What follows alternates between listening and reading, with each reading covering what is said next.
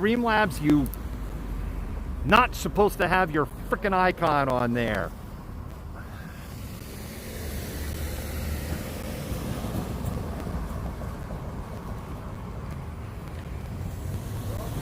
I think I just knocked myself off the air.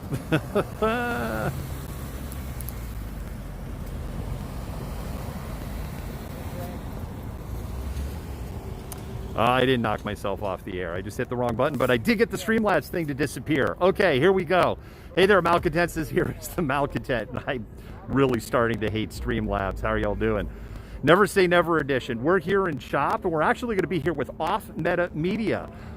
We have shared their streams on Malcontent Matango, and they are visiting, actually, Seattle. It's just, they picked probably about the worst weekend since everything has started happening to visit Seattle and see what's going on. And, you know, I wouldn't be the Malcontent if I wasn't pimping out Rancho Bravo. Rancho Bravo in the heart of Chop at 10th and East Pine. Best tamales in the entire city of Seattle. And so with that, we're going to go on over, and we're going to go say hi to Off Meta Media. Hello. Hello, what's up? How's it going? We've created like this infinite loop that we're going to get sucked into here, yeah, right? It's like one of those mirrors that never ends. Yes, exactly. So Malcontent. Hey there, Denver. How are you doing? So what we're going to be doing here is we're going to be going through and kind of doing a tour of Chop, a little reminiscing. And a little explaining some of the history that's gone on for about the last 3 months. Because of all the forest fire smoke that's going on, and because Seattle's air is so thick you could eat it with a fork, Everyday March canceled their march. That's on their Instagram. Morning March doesn't do their thing on the weekends. And, you know, I know we had talked about, but, you know, probably a good place to start is kind of maybe talk about the three different groups that we have, or primary groups that we have here, right? Okay. So, like in Seattle, there's three primary groups. You got Morning March, and we call them MM, Everyday March, EDM, and then ENDD, which is more the direct action group. Morning March marches Monday through Fridays, and they start at 8 in the morning with yoga, and then they do they literally do. They start at 8 in the morning with yoga. It's so Seattle, and then they do their march, and they engage in a variety, of activities. And sometimes they engage in some direct action. They shut down I-5, I believe on the 4th of September. That actually resulted in 9 arrests. But then they also actually do like community outreach and community cleanup. Generally, when they're marching through a neighborhood, they're literally picking up trash as they're going through. And so that's the Morning March group. And then the next group is EDM, which is Everyday March. That's the group that I think most people in Seattle are familiar with. Just for your listeners, there's a fire station, a police station, and we'll actually be going to one of probably the most famous Seattle police station a little bit. That siren's not for us. You'll be hearing sirens all the time. So EDM leaders are the organizers, the leaders, the influencers, whatever words you want to use. You know, they're very public figures, and they're amazing people. I have huge respect. They are vastly wise beyond their years. And then you have the ENDD, which is more like the direct action group. And that's the group that engages more in direct action. And so those are kind of the three groups that are there. So I'll let you take it from there. A little like Seattle 101, I guess. Perfect. Thank you. All right. So what do we have right here? This is our first stop. Yeah. So this is like we're starting and stopping here. And we're up here at 10th and East Pine. And this is kind of a sad intersection here. So early in the morning on the 20th of June, Lorenzo Anderson was shot here in Chop. And another individual was shot maybe about 5 minutes later. That individual says that, he was shot by white nationalists. And very interesting. Hi, Seattle Police. I know you watch your streams. Don't see you working very hard on solving that one. I'm just saying. But Lorenzo Anderson was shot here, and he died. And of course, there was a lot of news around this, right? I mean, this was national news, global news when this happened. And then Lorenzo, after being shot, stumbled about 4 or 5 steps, collapsed into 10th Avenue. Local radio station, KO. Oh my God, friggin' KUO. KU, yeah, exactly. KUOW or something like that. 94.9 public radio station here. They did a really in-depth analysis of what happened, and what they had concluded was that communications were botched between 911, Seattle Fire, and Seattle Police. And that because of those botched communications, and that Seattle Fire showed up at the wrong. Oh, there we go. We got puppers pooping in the middle of the stream. Let's not have puppers pooping in the middle of the stream. And so then what happened was I got totally distracted there for a minute. Dogs, man. Dogs. Do I it. mean, I love dogs. I love puppers. Dogs are great. So what happened was Seattle Fire, they had a prearranged location with medics, and Seattle Fire went to the wrong location. And then the medics essentially gave up for them to show up, took Lorenzo to the hospital. Yeah. And the reality was, as been highlighted in the news and what the medics that were here had to say, Lorenzo, they had lost a pulse just within a couple of minutes. And it's a very, very sad situation that happened. There was a memorial that was here that has since been taken down. So we'll go ahead and cross the street. What are the questions you got for me? This is all about you, man, not me. Let's talk about Rancho Bravo. Yeah, Rancho Bravo. So, folks in Denver, if you ever come to Seattle and you got a hankering for tamales, this is the place to go. Best tamales in the city, right here, Rancho Bravo. So this area right here, their outdoor area, this was actually the medic station for CHOP. And the owners of Rancho Bravo were letting them use this as a medic station. So when Lorenzo was shot, again, this literally happened right outside of the medic station. And so, and there was a video that I shared with you that some of your audience may have watched, right? And that was on June 6th, where I come through and essentially reach this point of where I stopped streaming. That's a GoPro that actually caught all that video, and we started evacuating people out because Seattle Police Department and the National Guard was coming down this street here, and they were just firing pepper spray and rubber bullets and basically indiscriminately and flash bangs. At the time, people thought it was tear gas, and that included coming through in here and firing into this area. Then the police surrounded the area out and would not let the medics come in and get the supplies. That was kind of like my first slip down the rabbit hole, so to speak, right? Where it's kind of like, if I wasn't seeing this, there's no way I would believe it. Yeah. So Rancho Bravo became this real kind of center and focal point and like a geographical reference point. So, Dylan, I think what you want to do is maybe get a shot of the mural that was painted, because that's here. And if you want to go there, and then I'm going to hook up with you back down over there a little bit. Okay. And so, Malcontents, the reason I'm not going over there into where the mural is I just don't want to give SPD any excuses. So I'm just going to stay on the sidewalk. You know, one of the things that's crazy about this, I'm going to see if I can find anything that's still visible here. There's more and more signs that are starting to cover up. Yeah, here we go. You still have all this stuff that goes all the way back to right before all the COVID lockdowns that are on here. Because a lot of these handbills that have been placed on here, like here's another one, March 1st through 8th. And when things were really going in CHOP, it really added like this, like almost to this dystopian feel at times, especially like when the tear gas is flying and the pepper spray is flying, dodging rubber bullets. And, you know, you've got these signs, because remember, that's early June, and you have this stuff late February and March, and it's all frozen in time.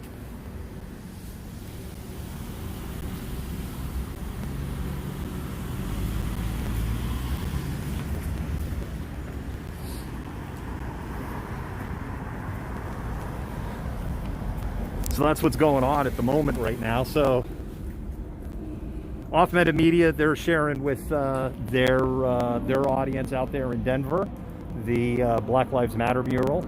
So those of you who maybe aren't familiar, this mural was painted when the street was closed off, and the city of Seattle promised that this would be protected, and they went through and they almost immediately put up these barricades after CHOP was shut down and swept to protect the area.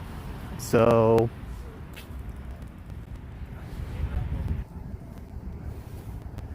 yeah, so this graffiti and stuff was always here, although it's been updated since CHOP. Updated. Yeah, so it's been, so what was there here before? It's been painted over. Okay. You know, as a product growing up, watching some of these shows, I got to say, like, I love Rocco and Nibbler in particular. So. Squirtle. Yeah, I saw the Squirtles. Squirtle Squad. All these flyers. That's crazy. Did you see some of the dates on them, where it's just like frozen in time? It's just crazy, right? I was showing that to some of my audience, where some of these are like this one on this pole that we walked past. January 26th. Yeah, there you go, up here. Yeah. Lord, it's been a long year, but it seems short. Yeah, because normally, right, this would be a very, like, normally, this would just be a real entertainment areas and shows and all this going on.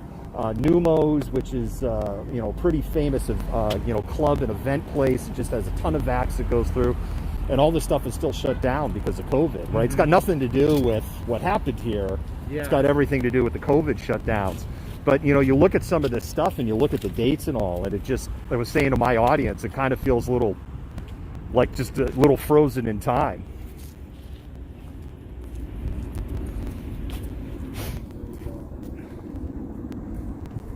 Yeah, so we can cross right here. We got a chance to cross. We were talking a little bit about how it's really terrible for the music industry right now too, and all these old school venues that are making revenue. Like the long-term repercussions of that, especially in the music industry, are kind of... Yeah, the music and the arts industries are really struggling right now because of the shutdowns. And there are a number of smaller venues that are saying, you know, if they don't kind of get some federal aid, you know, because all that's blocked right now, right? If they don't get something, and if all this stuff gets a lot worse, as some of the experts are saying is going to happen, they're not going to make it, you know, into 2021. So something's got to give. All right, so we're here to what people call the line, and the fortress you see up there. Yes, that is the East Precinct Police Building.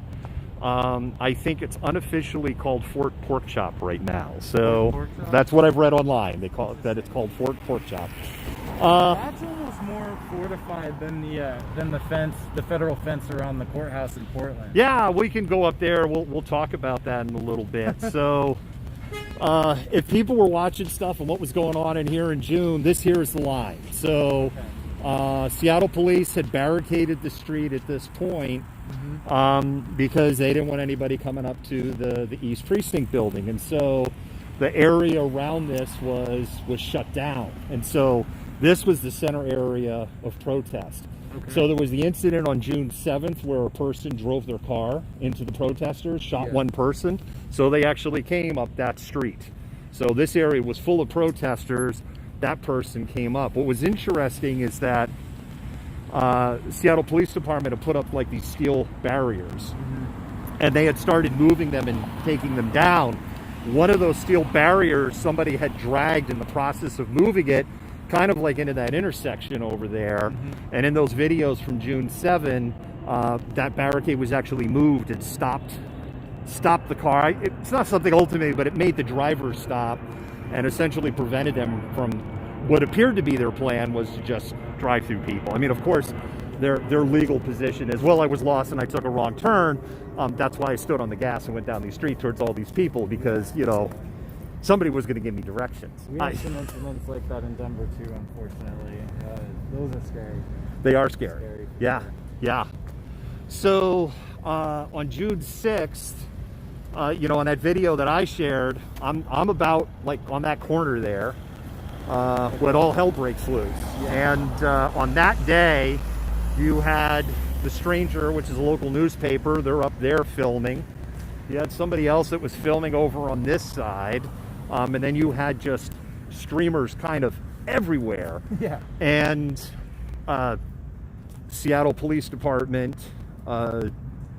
used massive amounts of disappropriate force. Mm-hmm. And I know some people, no, they did it, they deserved it. On June 7th, Chief Best, who was retired, Okay. and the mayor, Jenny Durkin, they had a press conference less than 24 hours later and stood up in front of the entire city and said, yeah, we kind of screwed up. We used way too much force that day, and we're real sorry. June 6th is also the day when Seattle police tweeted out the picture of the IEDs that were thrown at them, improvised explosive devices, and they were candles. And they didn't bother actually to peel the candle labels off the candles. Wow. The amazing thing is that tweet is still up. And they didn't fully walk it back in the June 7th in that June 7th press conference. They came as close to walking it back without going, yeah, we lied about that. They're just candles. Yeah. I can tie that story back to Portland as well. I remember telling some of my viewers that the former chief of police of Seattle, I believe, was also in Border Patrol in some position.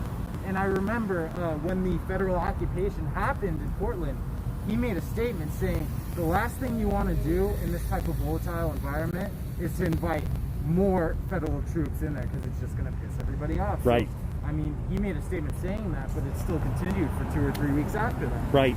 Yeah. And, you know, in Portland, before the Fed showed up, there were less than 100 protesters that were showing up, Black Lives Matter organizers. And there's Black Lives Matters, the movement, there's Black Lives Matter, kind of this, you know, and they're separate entities, they're separate organizations. So when I say organizers, I mean people boots on the ground in Portland, not some national organization.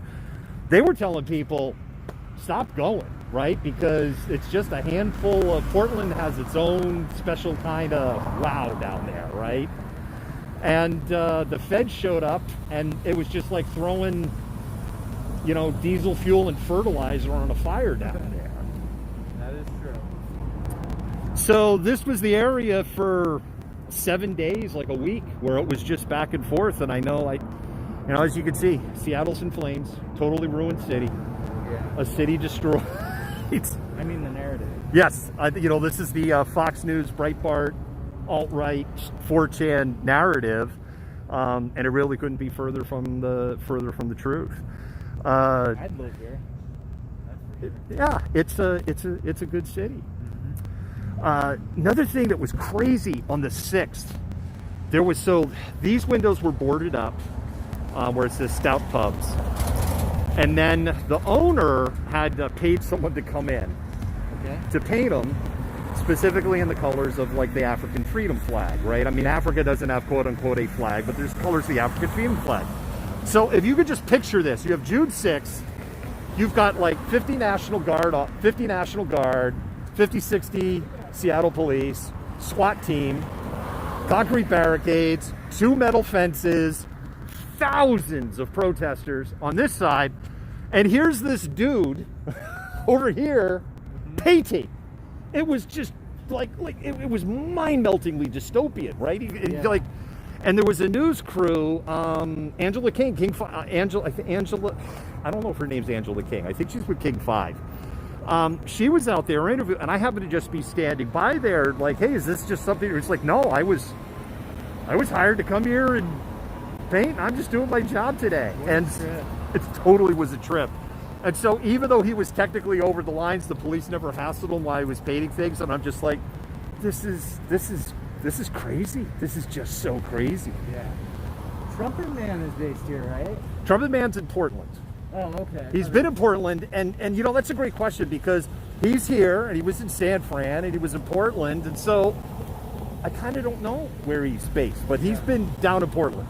Yeah, that was surreal back when the feds were there and playing battle hymns, and oh man, that was crazy. Oh, he wrote you know, like feds or something with his own blood, right? And Did he? Yes. Yeah, he got whaled. Like, you know, I don't know if it was a quote-unquote rubber bullet or something, but he friggin' wrote in his own blood on the friggin' ground. That's badassery. That's badassery 101 there, man. Totally metals. So there was back and forth that happened here for a week. On the 7th of June, this culminated with, you know, a couple of trash dumpsters were on fire and rubber bullets going like crazy. Future Crystals, streamer here, he's on Instagram. He was streaming all of it. It was them and Omari, but Future Crystals in particular that night was in the thick of it. I was up watching all that stuff. And then the word came down on June 8th, right? Police are pulling out. And they pulled out. And the barriers came down, and I was here probably just 1 or 2 minutes after the barriers came down. I showed up and started walking. So now we're heading up to 12th. What are the questions you got, man? Or does your audience have questions?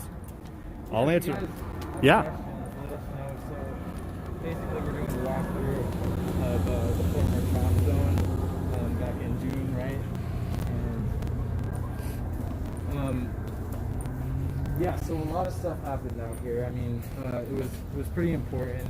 We're just showing you and giving you updates, and not updates, but information on kind of the key events that happened. We're with Malcontent Media. Malcontent Tango. Malcontent Tango. There you go. I was sort of close. It's okay. But yeah, he offered to give us a little interview, so we appreciate that. You guys can go like his page. Yeah, peeps over here listed it to me, right? Off Meta Media. Be sure, like, follow, give him some love. This guy travels, and great streamer. We've actually shared his streams before out of the Denver area. All right, so welcome to the East Precinct Police Building.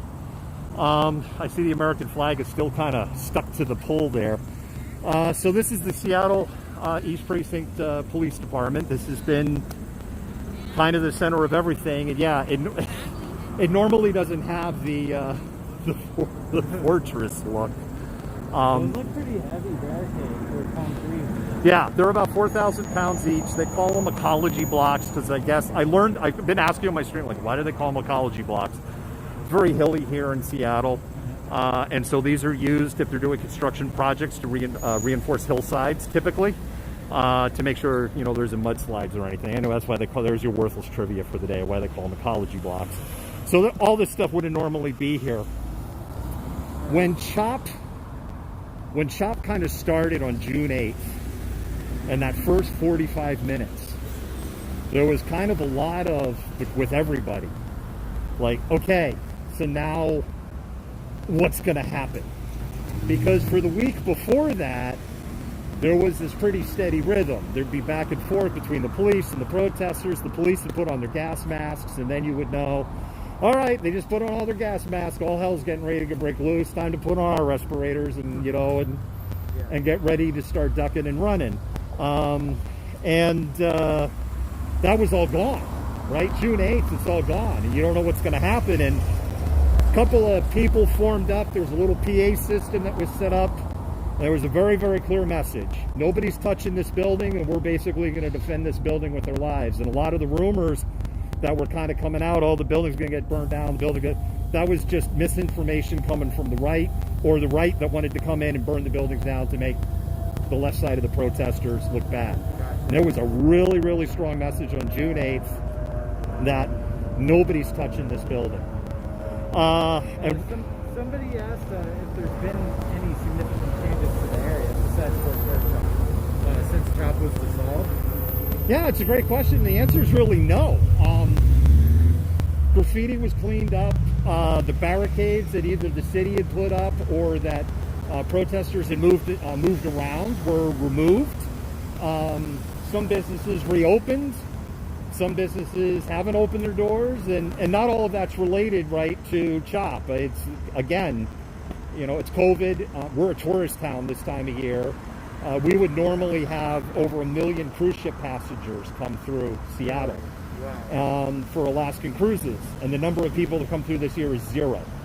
So, because there's no cruises to Alaska. So just right there has been a major And then we were talking earlier about the music industry, right? This is an area around here where there's a lot of clubs and a lot of bands play, and all that shut down. Bars can't be open here because of COVID past 10 o'clock at night. This is the party part of town. So all of that's just been a drag. So like none of this helped. And you know what, actually, we tell the story like on the economic hardship. But anyway, long story short, that's what's happened here. Now, you know, let's set the record straight. You know, there was another person that was killed along the side over here, and that was on the last days of CHOP. Now, Seattle police said they were going to come in and sweep on the 28th. Okay. They didn't come in and sweep. And I know we were here streaming almost the entire day. Mainstream media, national Fox News, they were all kind of further up the street, but we all knew they were up there. They were kind of waiting to come down. We were just right here on that corner and kind of walking right here all day. Nothing happened. That night, it's actually pretty confusing on the story of what happened. Two individuals came in a stolen vehicle. One's 14 and one's 16. I hear they're shooting. They're shot back at. It's unsolved right at this point. One was killed. Another one was grievously injured. And that was probably at that point, you know, this is something's got to give.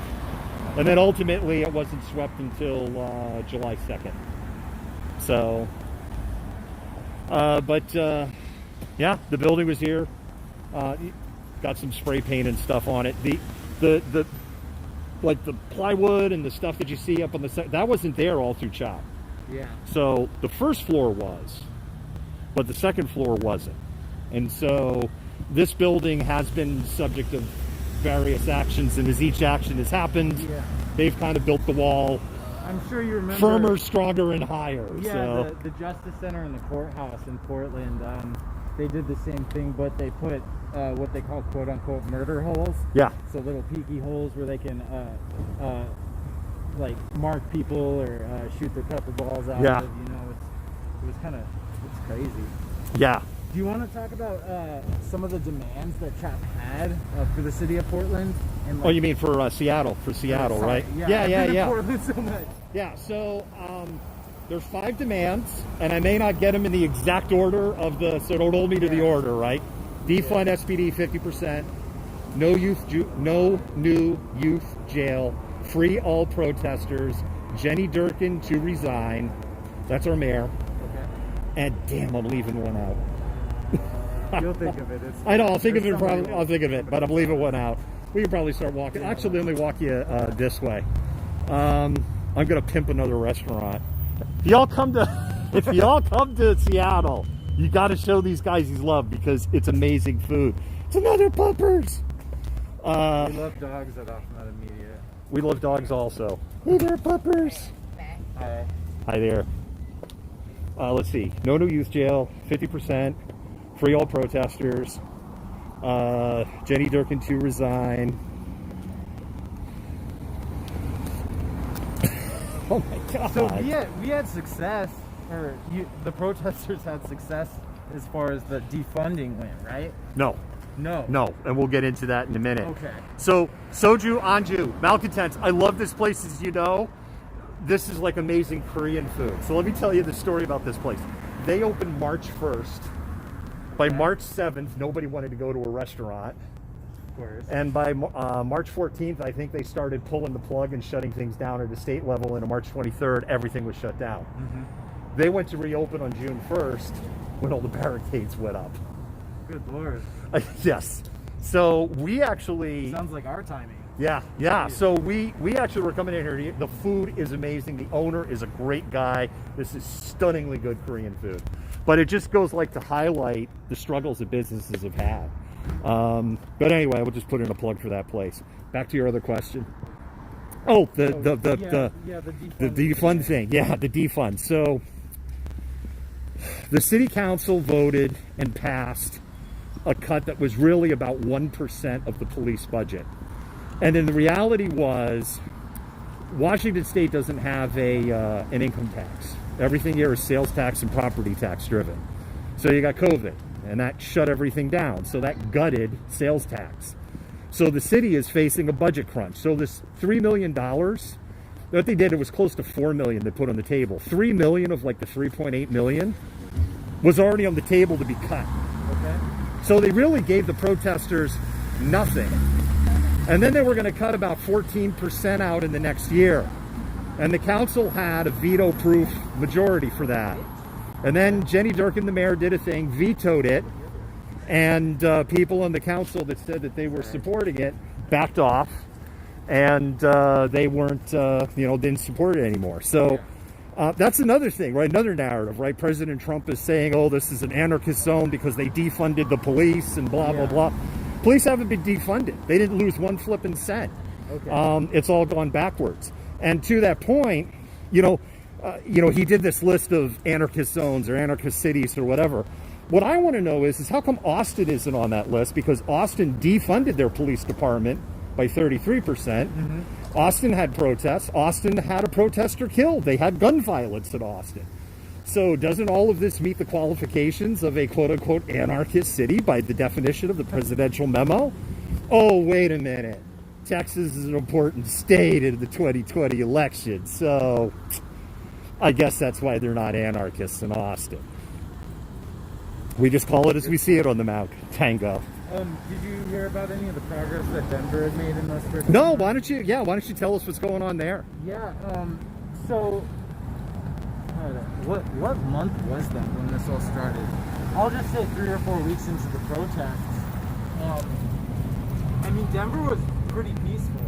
There was a little bit of burning of some dumpsters like the first night, but other than that, it was just a lot of standoffs with the police, but never really any aggression. There was some here and there, but what happened was a lot of the protesters were really active in the city council, so they would just storm these meetings and make their demands every day, or every week rather. And what ended up happening is they drafted a bill called SB 217, and it's the most comprehensive reform bill that Denver's ever had. And there's lots of different points in there, but it's like body cam footage has to be released within 2 weeks. The whole if you think somebody's a felon, you can't just arrest them type of thing. There's a bunch of points. You can look it up, but the problem with that was it didn't have to be enacted until 2023. So it was like a win, but at the same time it was a lose for them. So, right. I don't know, but they made progress. I guess that's the important point to them. Well, they're further along than we are. That's for sure. And it seems like a lot. It blows my mind. This had worldwide attention. This definitely opened some eyes. So I just find it crazy that more hasn't happened. Right. A lot of people think of Seattle as this very liberal, right? This is how things are portrayed here, that Seattle is this very liberal and open, and the reality is right under the surface, Seattle's a very, very racist city. The whole Pacific Northwest, like Oregon started as a white-only territory, right? Idaho, if you go back even in just a decade ago up in the Panhandle, the American Nazi Party was essentially just running amok in the Panhandle of Idaho. So there is a very, I used to joke, like Washington State, you go stand on the coast, that's the hippie pot smokers, like the real hippie pot smokers, and then it goes further east, and then by the time you get to the Idaho border, it's like, oh, there's Nazis over here, right? And like that's kind of the spectrum. And Spokane, because by the nature of it being urban, it gets a little more liberal because urban areas tend to be. And that's not to slag out everybody in Eastern Washington, because I know not everybody thinks that way. I say it jokingly. But Seattle, just under the surface, this is a really racist city. And that's something I wouldn't have said 3.5 months ago. I was really bought into that, oh, we're woke and we're liberal. And yeah, we're not nowhere near as woke and liberal as people here want to believe they are. And so that's part of the reason why there isn't as much progress that's going on. Right, we're only about 7.8% black. Like a common thing we see in our comments, where's all the black people? And we have to just say over and over again, there's 100 protesters, and 8 of them are black. You have a representative sample of the Seattle population at this protest. Right. Yeah, we get that too in Denver quite often. You get called coward in your themes? You're a coward? Yeah, I've been called everything, I think, and then some. I think this guy's a local, but he asked, or she asked rather, they asked, is TK and Taddy still locked up? Do you know those two? Yeah, individuals? so TK, I don't know if TK was actually ever locked up. So TK is one of the leaders, organizers, influencers. Again, people don't like using the word leader, and so that's why I struggle on what to call them. And TK is one of the people I alluded to. TK, she is amazing, and she goes by the pronouns of she, her. Okay. Absolutely amazing. Brain the size of the planet. Seriously, brain the size of the planet. Wisdom beyond their years. What the Everyday March will do is they'll march, say, like to a city councilor's house. And most city councilors, not all of them, most city councilors will come out and they'll sit down on the lawn and we'll have a conversation. And like, you listen to TK and some of these people talk, and like, you know, the city council's trying to do the politician thing, right? Yeah. Well, we got this budget thing coming up, and then all of a sudden TK will be like, well, on page 132 of the city budget, you have this line item of $2.1 million, and it says that program's being canceled. So why can't you take that? And I'm just like, holy shit. Right? It's like, well, right. I'm like, whoa. And I've told people on the Everyday March, watch the Everyday March stuff, because we have local elections coming up, right? And it's some of the best kind of investigative journalism that's going on. I use that word journalism a little loosely here, is when Everyday March is sitting down with these city leaders and they get into these question and answer sessions, because, you know, the local media can't ask those questions, because they would never get an interview again with that politician if they hammered them that hard. Yeah. And they're not a-holes about it, the EDM team, right? They're very respectful. And it's amazing to kind of watch something, because you can see them squirm sometimes, right? And it's just like, oh, you just put them in a corner. And, I mean, come on, your politics could be left, right, middle, it doesn't matter. Everybody likes to see a politician squirm. Everybody. And it's hard to get them to squirm. You don't get on the city council of Seattle by being stupid or politically inept, right? So, well, I mean, well, I said politically inept, not inept. There's a difference. But anyway, TK was brutalized by the Seattle police, thrown up against the concrete, significant head injury, taken to the trauma hospital here. They were released.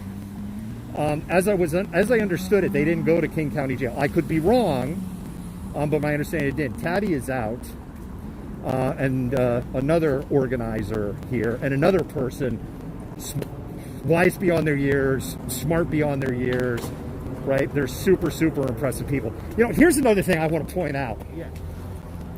Right? When CHOP was going on, you never saw this. This trash can or all this trash here, you never saw this, because all the people out here were out picking up the trash. Yeah, had the same experience in Denver the first few days. Somebody would be at the end of the march, and if anything was dropped, they'd pick it up. The streets were cleaner than they ever had been. Absolutely, and absolutely. When I was in CHOP, people would ask, like, one of the questions, what does it smell like?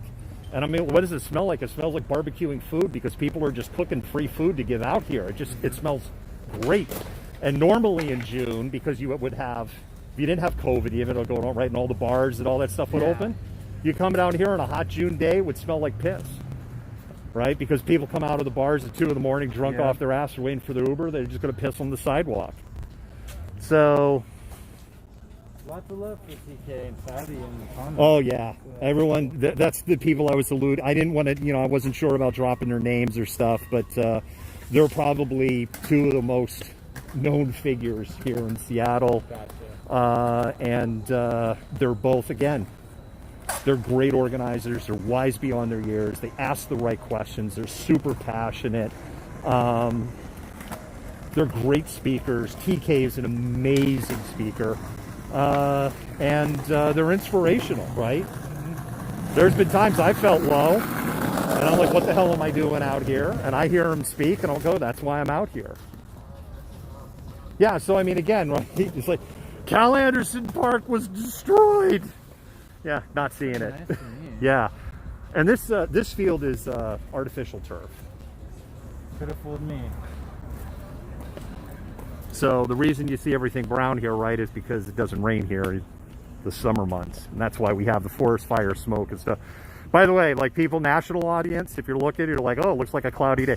That's smoke. It's that you could eat the air with a fork here today. It's Yeah, let's talk some more about those fires too. Yeah, the fires are gnarly. So this is historic. So something my my audience will know, but your audience won't. My page actually started about the weather. My page didn't start. So my page started 4 years ago, and it started as a meteorological page.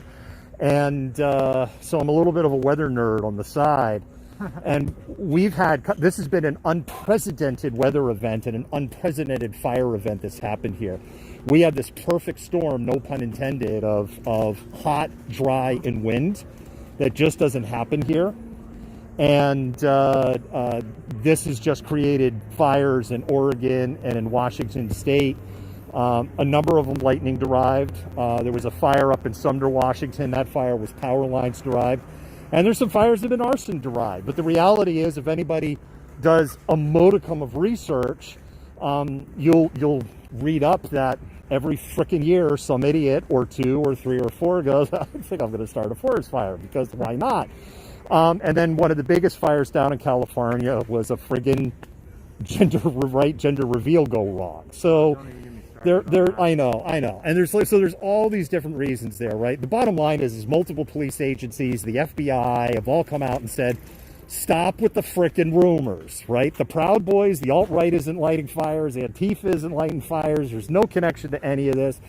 But we've had just miserable, chewy, nasty air because of all of this. So that's why this is so bad that protesters, again, like Everyday March canceled their planned march for tonight a couple hours ago. Yeah, and as you know, I mean, I came from Portland this morning, and we couldn't see for more than 300 yards. It was surreal.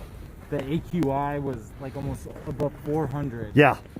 It was terrible, and a lot of the marches were canceled. There was a short event yesterday where they marched to the juvenile justice and we center. did a share, right? We did a share of that when that went down. What was the 32 minutes? Remember, what was the thing about, we're going to set a timer for 32 minutes, we're going to protest for 32 minutes, and now the air's bad, and we're going to get, why 32 minutes? So the reason why is it's symbolic to, it was 1 minute for every juvenile that was incarcerated in that facility. Got it. Yeah. Okay. I was wondering too, they wouldn't tell us till we got there. I got it. I heard him say it, and then I was like, so, right, why 32 minutes? So when CHOP was going on, now people normally play dodgeball in here anyway, and some people play tennis. But when CHOP was going on, this was almost like ESPN The 8 The Ocho, with people just playing hardcore dodgeball in here, like almost 24 hours a day. It was pretty amazing to see.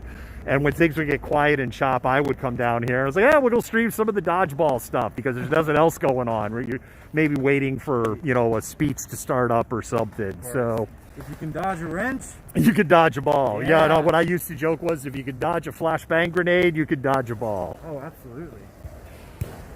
Hey, somebody broke a bottle of champagne here. I hope they drank it. That's Viv. Feels bad. That was good champagne. I wouldn't know. So what we'll do is we'll just kind of stand back here. Okay. Like right here. So this is kind of the new center of the universe here, where it says BLM here, that's surrounded in the fence. Okay.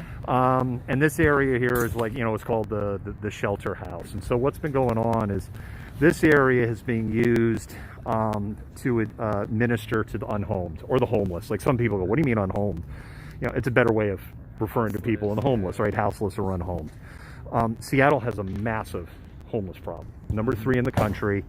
For your listeners, King County and Seattle spend over $1 billion a year on the homeless problem.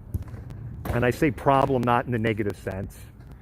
And but some people like, why'd you call it a problem, right? It's like, it's an issue, right? It's a problem, right? It does.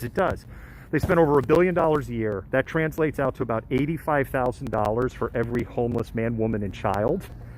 And we have like nothing to show for it. Nothing. And a lot of that money is wasted and abused. And which isn't to say that all the organizations involved are bad. There's some organizations that are doing amazing work. But the reality is, there have been activists that have been coming down here.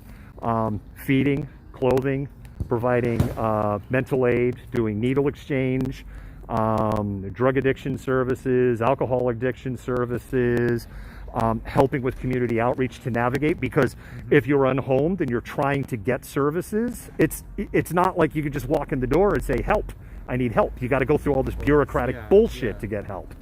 And so there were people here helping navigate it. Seattle Police Department has been coming in over and over and over again and raiding this place out. And so ultimately what this culminated with is with this fence going up around here. And actually, this is where we'll stop the camera part. Okay. But we'll walk over there because it actually, I see, like, looks like there's a gap in the fence. So it looks like maybe somebody's pulled. So I'd be curious now actually to see what's going on there. Yeah, of course. One thing I did want to say is with the houseless issue, all those things that you mentioned, like the community support programs, those are the exact same programs that they're talking about putting the diverting funds from the police department into. Yeah, yeah. You know, so I mean, it seems like an easy fit. Yeah, and this is, I've talked about this in my streams to the point people are probably tired of hearing it, right? If you talk with law enforcement officers, like sit down and have a conversation with them, they don't want to be homeless counselors. They don't want to be social workers. They don't want to be drug and alcohol clinicians. They don't want to be a mental health professional. They don't want to do any of this stuff, right? They don't want to do it. So why shouldn't there be an organization that specializes in doing that? Because if you're a law enforcement officer and you're showing up to a mental health and distress call, and that person, say, is also drug addicted, and you show up in body armor with a gun and a baton and pepper spray and a taser, you're set up for failure as a law enforcement officer. That person is triggered the minute you show up. Right? The minute you show up. Great illustration going on right here behind us right now, right? The minute they show up, they're set up for failure. You know, so, and they don't want to do it. Yeah. So then why are they fighting so hard, right?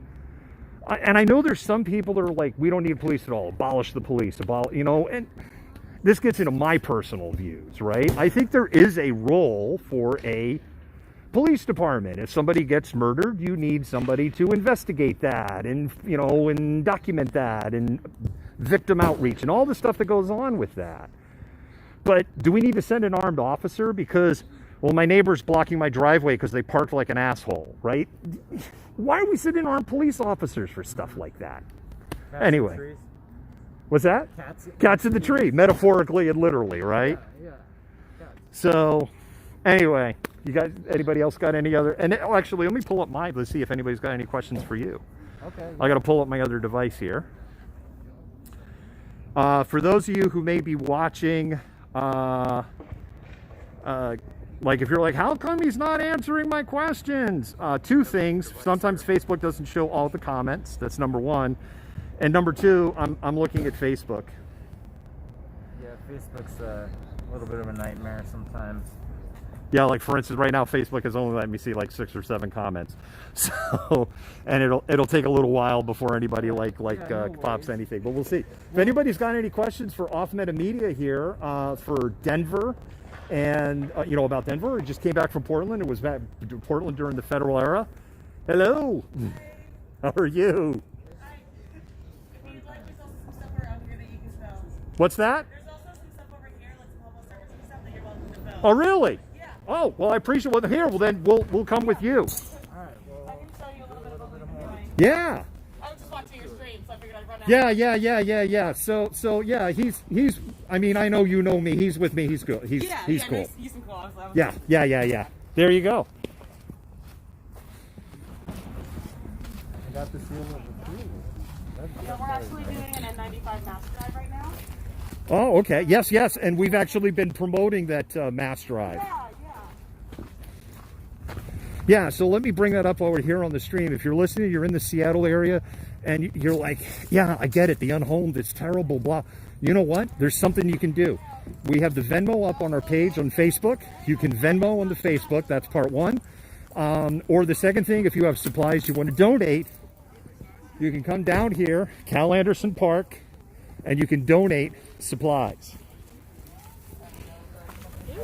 And I'm just tipping the phone down for the moment because I just want to make sure that everybody's okay with faces being shown before we show faces. Is everyone okay with faces or no faces? We kind of kept it low, but yeah. Okay. Is everyone good with like if your face is kind of shown?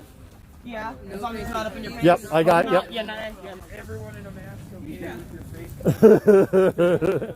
Is everybody at the mask event okay with? Yes, exactly. So what's going on here is they're actually setting up packets for the unhomed. And what they're setting up here is things to help the unhomed, not only with COVID, but also with the smoke that's going on, right? Because with the wildfires, because part of the problem you have is we've had this smoke now. This is our 3rd year in 4 years we've had this. Before COVID, what they would tell people was, go to the mall, go see a movie. You know, if you're really sensitive, go to a hospital cafe and sit in the hospital cafe, right? Because, you know, get a cup of coffee and just sip it in there, get in some clean air. They can't do that with COVID. There is a clean air center they set up in South Seattle. We had put the address up front on our page on Friday. And that was set up only to accommodate 80 people because I think of COVID protocols. But this gets back into there's nowhere to go. So, and a lot of people don't have air conditioning. And on the first day that we were smoky, it was 91 degrees here, which people in Denver are like, yeah, so what, 91 degrees? Because I know it can get hotter in the butthole of the sun there. 91 degrees here in September is close to, you got to be kidding me. So. Sorry, my senses have gone. But yeah, there's just great stuff that is going on here. Actually, when I was on my way from Portland this morning, we had this exact same thing set up at the Lloyd Center. It was basically just a mutual aid going on to help support people that were displaced by the wildfires or needed masks or water or snacks or coffee or rides. Yep. So the same thing was going strong at 9 o'clock this morning in Portland. So very cool. Very cool. really interesting. And it's just so good to see that there's been so much community outreach out here to help the unhomed. And I can't stress it enough. This is what Seattle police have been coming down here and breaking up. It's like, oh, no, it's the ENDD guy, blah, blah, blah. No. They're not coming out here at 2 in the morning, right? Seattle police is coming out here 8, 11, 8 in the morning, 11 in the morning, 1 in the afternoon. That's when they're coming through in here and sweeping. And what they're sweeping is they're sweeping people like this. They're taking these supplies and throwing them out. It was on video in one of the sweeps. They came through, they swept out, they did arrests, they threw people stuff in the trash like they always do. And then there were Seattle police officers and Parks Department people that were literally eating the food that was meant for the homeless people in front of the homeless people. Wow. I mean, how messed up in the head dystopian do you have to get to do something like that? You know, again, for me, it's like, I don't care if you're left, I don't care if you're right, I don't care if you're a 3%er, right? That's fucked up shit, right? I mean, everybody should be outraged by that. There's nothing cool about that. It's not even childish, it's just cruel. It's patently, intentionally cruel. All right, get off my soapbox. I had someone ask me a question to ask you, which is, are you worried about what's going to happen in November? Oh, that's a loaded question. Yeah, I know, it's a totally loaded question. We could walk this way now that we cut through, so we can walk a little bit more through the park. Well, to start, Ahmed is definitely planning to see if we can fly out for the election.